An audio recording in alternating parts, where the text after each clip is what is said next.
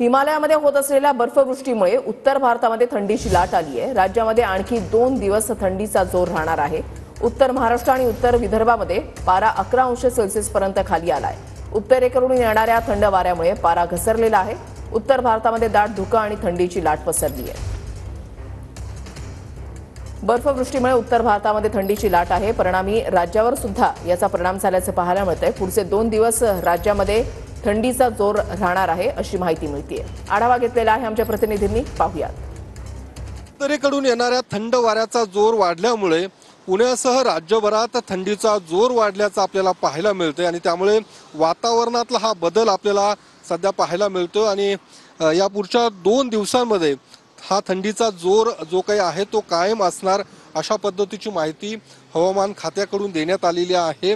त्यामुळे आपण पाहू शकतो उत्तर भारतामध्ये सध्या दाट धुके आणि थंडीची लाट पसरल्याचं आपल्याला पाहायला मिळते। एकूण ज्या पद्धतीने पुण्यासह राज्यात थंडीचा जोर वाढल्यानंतर पुणेकर उशिरा घराबाहेर पडणं पसंत करताना आपल्याला पाहायला मिळतात।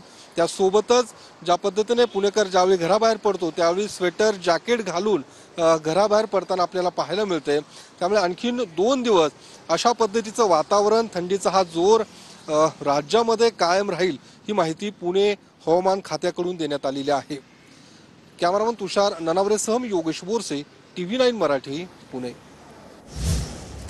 इकडे दिल्लीमध्ये सुद्धा दाट धुकं आणि कडाक्याची थंडी पसरली आहे। उत्तर भारतामध्ये थंडीचा जोर जो आहे तो कायम आहे। गेल्या काही दिवसांपासून धुक्याची दाट चादर आणि सोबतच अधिक थंडीमुळे शाळांच्या वेळापत्रकावर सुद्धा परिणाम झाल्याचं पाहायला मिळतंय। रस्ते वाहतुकीवर सुद्धा परिणाम झालेला आहे।